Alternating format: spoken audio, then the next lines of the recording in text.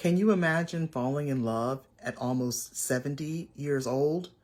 Well, I'm about to read my novel, Caramel Kisses, Chapter 2. 3 years later. That's 3 years after the first chapter. This is Chapter 2. That's exactly what we need, Susan, a candy-making machine. 70-year-old Dara Green sipped from her large mug of coffee as she gestured toward the screen of her laptop. The video displayed a large round steel machine that gleamed in the sunlight. Beach tourists flocked to the large bay window of the candy shop and ogled at the homemade candy that bubbled in the cauldron like hot, thick soup. The mixture was poured into a large tray to cool. Then, once it was cooled, another machine was used to cut the caramels into neat, even pieces. The entire process was like magic, and folks seemed to enjoy it. She'd watched this video and several others like it over the last week. She glanced around the tidy office nestled in the back of her candy shop. The sweet, aromatic scent of her homemade vanilla caramels filled the air with sweetness. She put her mug aside and squeezed her sore brown fingers. Her arthritis had been acting up lately. Well, after she took some medicine, she was sure her fingers would be nimble enough to make more of the candy that they'd need for the customers that day. Her business partner and accountant, Susan, glanced down at their financial statements before refocusing on the computer screen. Her friend rubbed her forehead. "Susan, are you okay? You don't look good." She'd been complaining about not feeling well over the last couple of weeks. Dara had urged her to go to the doctor, and Susan had promised she'd go. "Have you made your doctor's appointment yet?" "No, I've been too busy." She gestured around the office. "We've been busy trying to get our business out of the red." "Well, we're not too busy to take care of ourselves. Are you sick?" "I'm not feeling well. I've got a killer headache."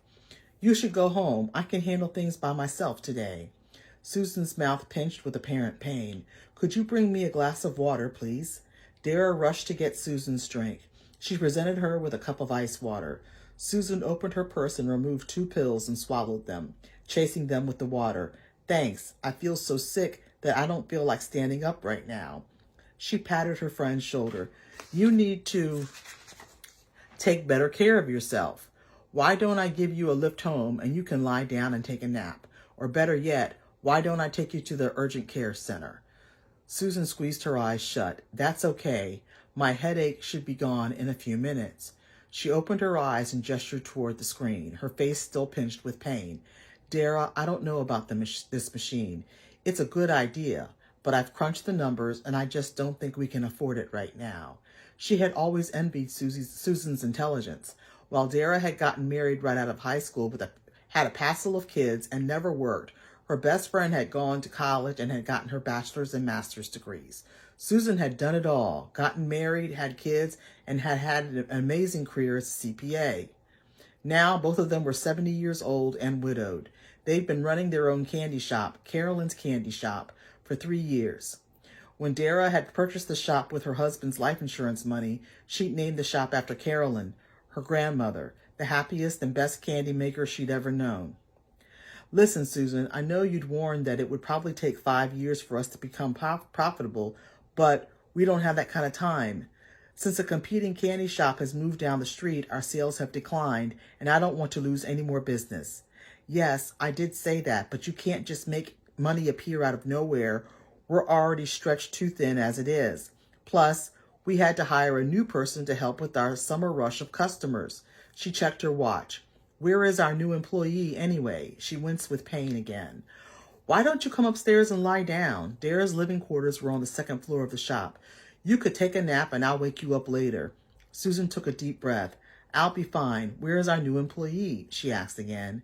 She sighed. "She didn't show up. I hired her a week ago and told her to report to work early today. That's teenagers for you. Some of them cannot be depended on."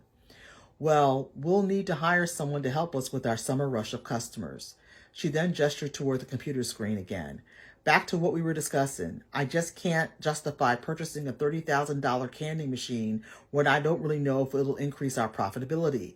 Just because that machine increased the profitability for the European shop doesn't mean it would work for us. Can't we get a loan to finance it?" She was determined to get that machine. Deep in her gut, she felt that it would make a great addition to their business. Their competitor didn't even have a large storefront windows facing the beach.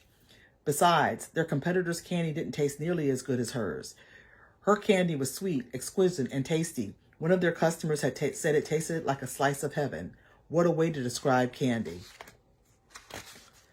Susan shrugged. Maybe, maybe not, but $30,000 is a lot to gamble. She wiped her hand across her sweaty forehead. She took several deep breaths. I wasn't sure if we stood a chance, but I wanted to tell you about. Her face slacked and her eyes glazed. Susan! Her friend dropped from the chair, hitting her head on the floor. Blood oozed from her head wound, and she moved her mouth but could not speak. Dara's heart pounded as she dropped to the floor. She cradled Susan's head while she dialed 911. Purchase Caramel Kisses to see what happens next.